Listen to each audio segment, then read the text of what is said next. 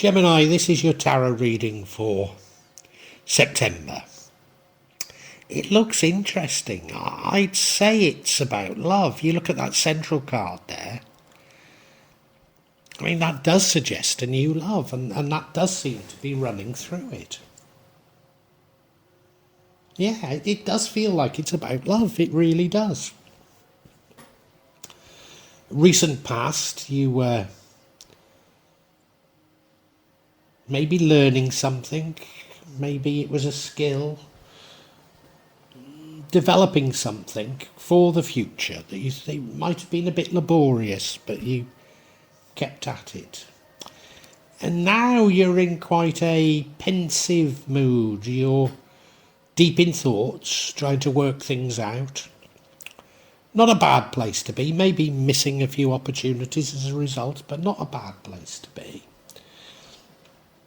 The energy that leads to the outcome is an energy of fancying yourself as being good with finances. Now, maybe you are, but I have to say the outcome isn't a good outcome. What we're seeing at the moment is a lot of people who believe that they're sophisticated financially are being defrauded or losing out. Now, I don't know if that's what happens to you, but it's possible. If you could focus on long-term savings, then things would be better. So, is this the difference between a degree of greed and long-term savings? I don't know. Because the outcome is a tower, so that means a sudden and abrupt ending. Almost certainly it was necessary because of you going off in the wrong direction, and we're getting this a lot right now. So you were going off in the wrong direction because you thought you were sophisticated financially. And in the future, you're going to be understanding your own psychology and those of others. So maybe this whole thing is a lesson for you. How does love fit into it? Because love is there. Was it because a new love came about that you have behaved in ways that maybe aren't normal for you? I really don't know. We've got to get into this, haven't we, Gemini? Quite interesting.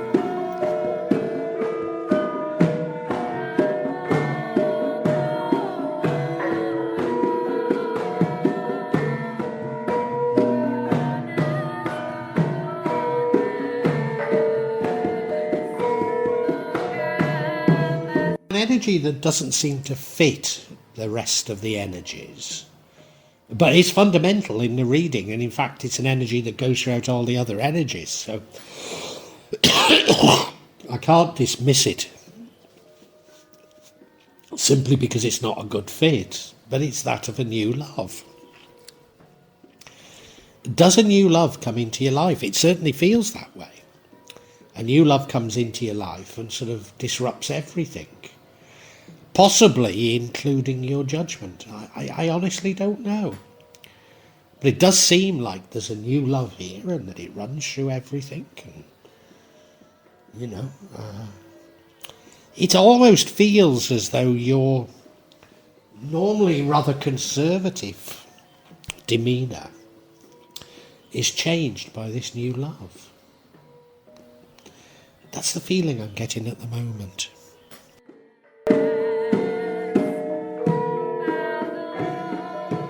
Now, in the past, it looks as though you were learning, training, something like that for the future. Engaged in an activity, maybe a little bit laborious, but you felt that it would be useful in the future.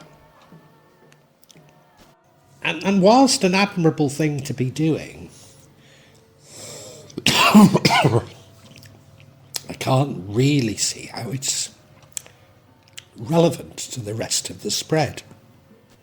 Of course, we do have this new love, So could you have been at college? Could you have been at night school or whatever and have met that new love that way? Is that the relevance? I really don't know. I really don't know. Maybe you know better than me, Gemini.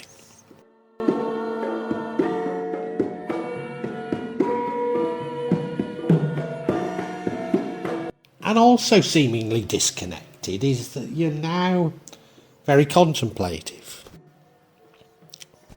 I mean, if you had been in some sort of a learning and now you're ending, I can understand that contemplation, maybe thinking about what you're going to do now. Is that all it is?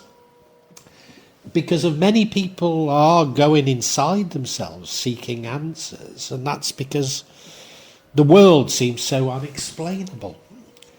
But I'm not picking up that strongly on you. Well, I'm not picking up anything that strongly at this moment in time in this reading. Now, you might be missing opportunities as a result of this contemplation, but overall I think it's the right thing to be doing. I think it's a good thing. It's admirable. Just as learning for the future is, just as falling in love is. But it's hard to see how they're connected.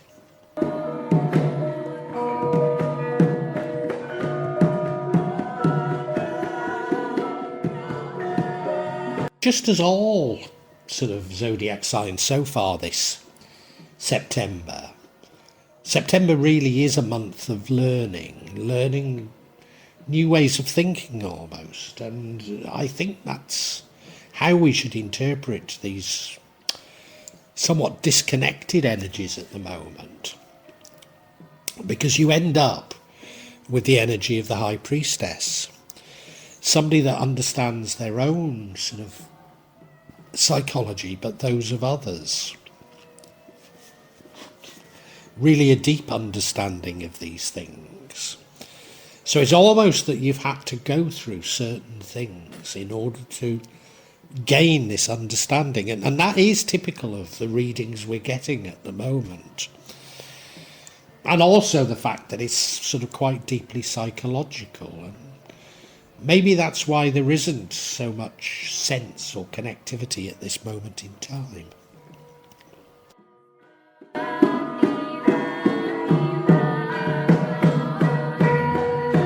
And the energy that leads to the outcome, well, I'm not going to call it a bad outcome because it's a necessary outcome, but you probably see it as not so good. But the energy that leads to it is the King of Pentacles. Now, I often see, well, the King of Pentacles can be somebody that's financially sophisticated. Let's be fair, they can be financially sophisticated. But I often see them as being people who think they're financially sophisticated.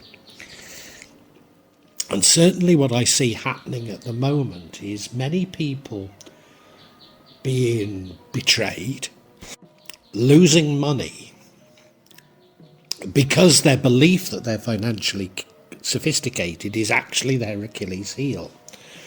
So it's almost that, having taken off the easy prey like myself, now the deceit revolves around people who somewhat know what they're doing.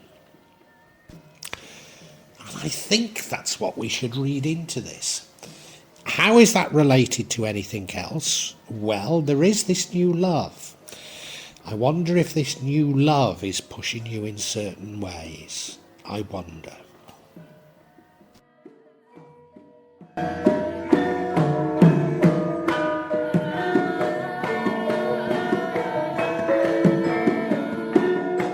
Now, what would change the outcome? And of course, it rather depends on if you see the outcome as good or bad. Well, I don't think you can really see it as good, but bad or necessary. It's going to feel bad, that's for sure. But what would change it is this Seven of Pentacles, this taking a long-term investment for the future view of things. So, how does this contrast with the King of Pentacles? The King of Pentacles, I say, fancies himself as being sophisticated with finances, Whereas the Seven of Pentacles may be more of a plodder, not looking for quick returns, maybe less greedy, but having confidence in the long term. I sometimes mention my teak trees when I see this energy, and I think it's particularly important here. I have a number of teak trees in the garden. They're worth quite a lot of money, but they take forever to grow. So they're very much long-term investments. And, you know, 1 year teak will be very valuable, and the next year it'll be not quite so valuable. So they're long-term investments that go up and down, you know, but nevertheless, they're a long-term investment. We've also got mahogany trees, and they're currently worthless or next to worthless, but, you know, you sort of just run with it and say, okay, well, maybe it'll change.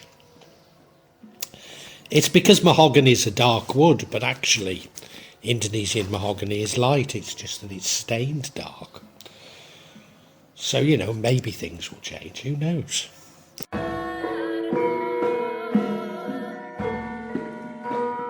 And it leads us to the outcome, which is a tower. So this is a sudden and abrupt ending. It's not going to be pleasant. It's unexpected. Almost always it's necessary, and very recently they've always been necessary. I think they've always been good things. It's so many people. Their belief system doesn't fit the new paradigm that's coming in, and their belief system has to change.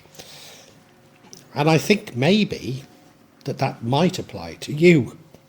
I somehow feel that these beliefs don't come naturally to you, that they're beliefs that maybe has come about as a result of this new love.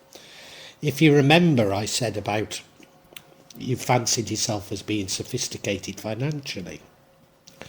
I'm not certain that is you. Maybe you've been encouraged to feel like that.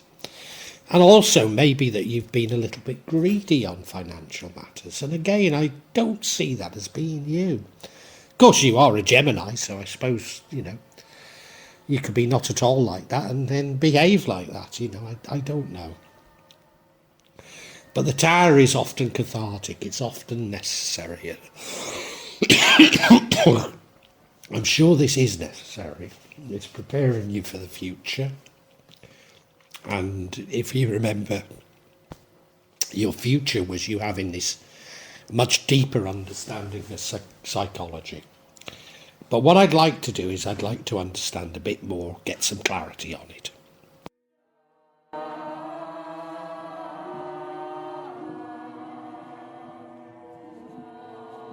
I seek clarity on this tower.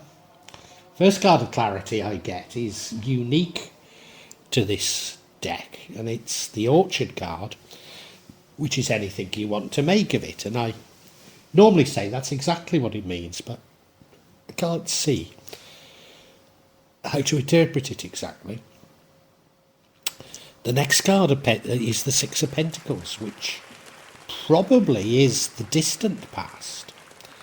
Something in your distant past, maybe even an early sweetheart.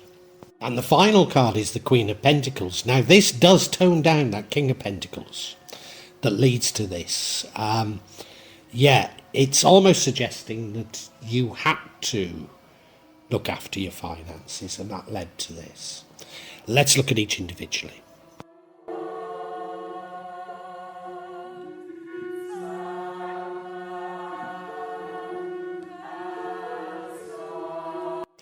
Now, the first card of clarity is this orchard card, which, as I say, I interpret as, well, I mean, it should be interpreted as whatever you want to make of it, but I interpret it as things are what you want to make of it.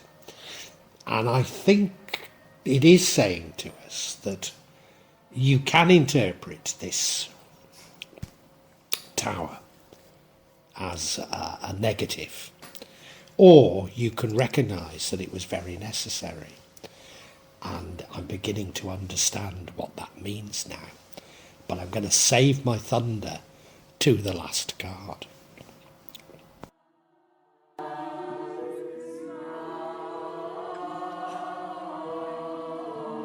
Now, this Six of Pentacles is an energy from the more distant past.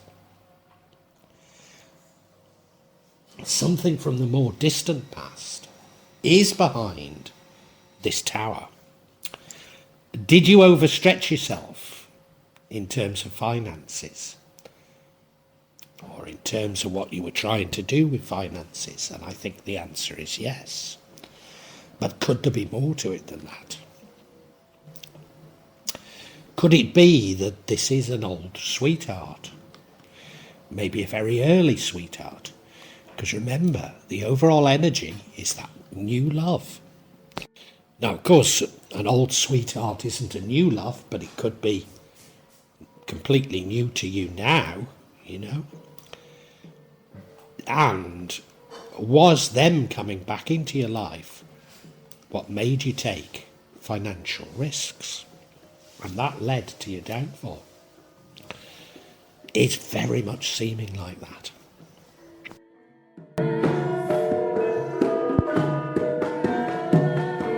The final card is the Queen of Pentacles. Nurturing, caring, loving, wanting to look after others.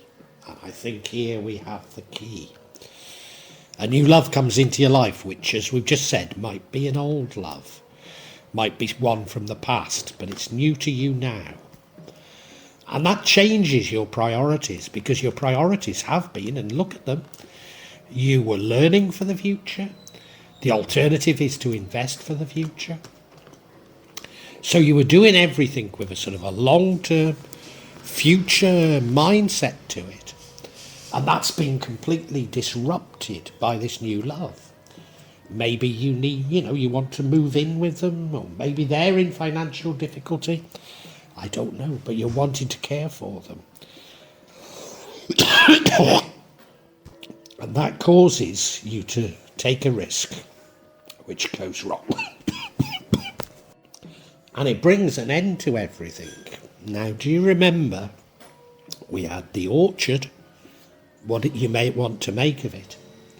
Is this the universe warning you that this person isn't right? Have they brought an end to something that wasn't going to work out? And if you remember, ultimately we have the High Priestess, understanding your psychology and those of others. Did a love from the past latch on to you because you're financially secure? See you as someone that could look after them? And it's taken this Tower moment for you to understand it. Now, that's just one story, but let's summarise for you because I think it's quite compelling.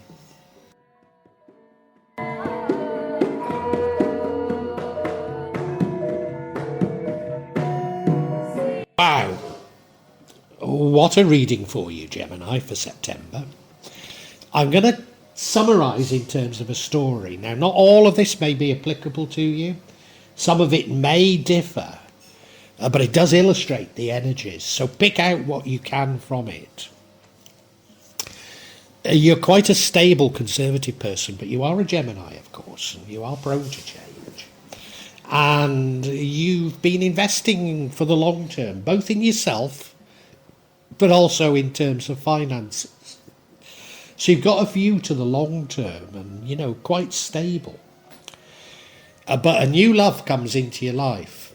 Now, the interesting thing is it a new love, or is it actually a love from the distant past, an early sweetheart? Either way, they're completely new to your circumstances now. And this sends you into a period of self-reflection about, is this right for you? Is this what you want to be doing? And, I think it's right that you're doing this, but in some shape or form, they need caring for. Maybe it's simply that you want to be together, and in order to do that, you need to buy a house, or I don't know. There's some sort of way that you have to care for them or you have to change your plans, and you're normally very staid, long-term view of things, becomes much more short-term, and you therefore take out more and more risks. And as a result, you're going to lose out. You're going to lose out. You're going to have to start again in terms of something, you know. It might only be in your thoughts, but I think this was absolutely necessary because they weren't right for you, and for you to understand that, you need to have this disaster. It might be a mini disaster, it might be more a disaster of, you know, things don't go to plan. Or it could be a big disaster, it could be a major disaster, but you have to rethink, certainly, as a result of it, you know. Pulls the rug from under your feet, that's for certain, you know. And it makes you understanding not only of your own psychology, but their psychology and those of other people. So you do see this as a lesson in life, ultimately. Now, as I say, it might not go completely like my story. Those are just the energies. But it is quite powerful, these energies that I can see here.